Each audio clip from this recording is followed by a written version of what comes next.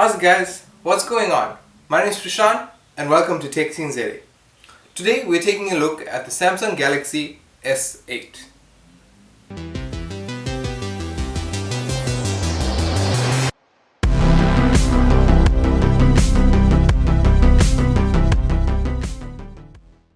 If this is your first time here, you better make sure you're subscribed because you're missing out on some awesome content.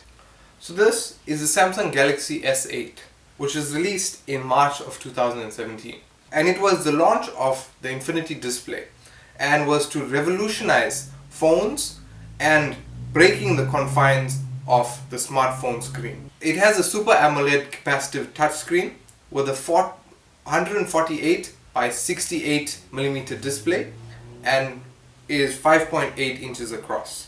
It has a 1440 by 2960 display and it weighs about 155 grams. It came with Android 7.0 but was upgradable to Android 9. Most smartphones would come with 64 gigs of storage and 4 gigs of RAM. And this phone was 4G capable and has a non-removable lithium-ion 3000 mAh battery.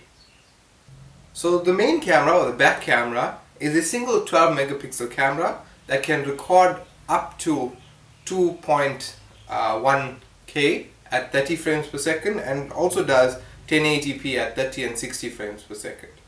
The front camera is actually a dual camera setup with an 8 megapixel selfie camera and a 2 megapixel iris camera, which is used just to look at your iris for facial unlock. And the front camera also does a video at 1440p at 30 frames per second. So some of the other features included with this phone was Samsung Pay. It is IP68 dust and waterproof up to 1.5 meters for 30 minutes. It comes with fast charging at 15 watts and quick charge 2.0. This was one of the first phones with USB 3.1 and a C-type adapter. And it also came with an iris scanner and a rear fingerprint reader. Alright, so this was the flagship phone of 2017 and there's nothing much more to say. It was the top tier for its time and it was actually one of the first phones with quite a lot of features at that time, and after which this was actually the turning point for Samsung, because this was one of the first phones that came with iris and the fingerprint, really separate fingerprint reader and stuff like that. The others were all on the button. So this one was actually the first one to have no button on the screen, if I remember correctly. So its price, I've seen it for about 6,000 Rand refurbished second hand, but I mean 6,000 Rand for a second hand 3-year-old phone is actually quite a lot if you think about it. Never mind the specs and stuff, you could get quite a reasonable phone for 6,000 Rand first hand instead of buying this refurbished second hand and you don't know what's going on the inside. My personal opinion of this phone, I mean 3 years down the line it works just as good as the day the phone came out. I mean, because it's so it has such high spec hardware, it's not gonna make any difference. I mean, the newer phones come with slightly upgraded hardware and all, but this was, as I said, the turning point for Samsung, because this included quite a few new features which became the standard, with the iris and the fingerprint and even the removal of the buttons. On to the pros and cons of this phone. One of the biggest pros, it has a fantastic edge and display.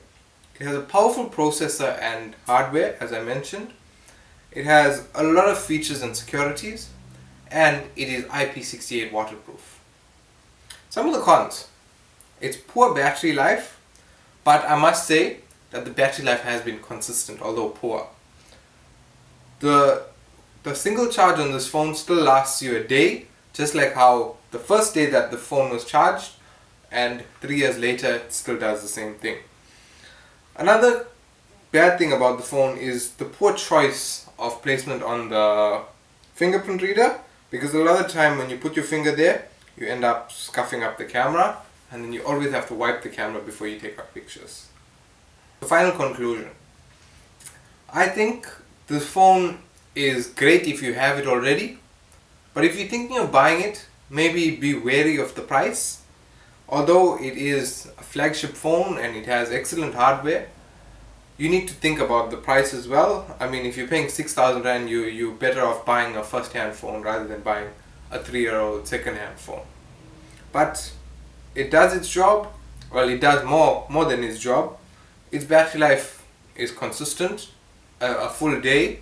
I mean, what more could you ask for? Even with the Samsung A7, which I reviewed recently, if you haven't seen that video, it's linked up there in the YouTube cards. I get the same battery life out of it, a full day. Well, not actually a full day. If I take it off charge in the morning at 7, by 7ish, 8, I'll need to charge the phone again.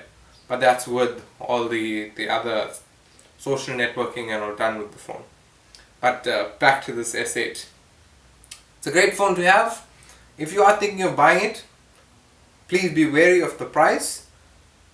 Also, not thinking that it's too high. Be wary if the price is too low.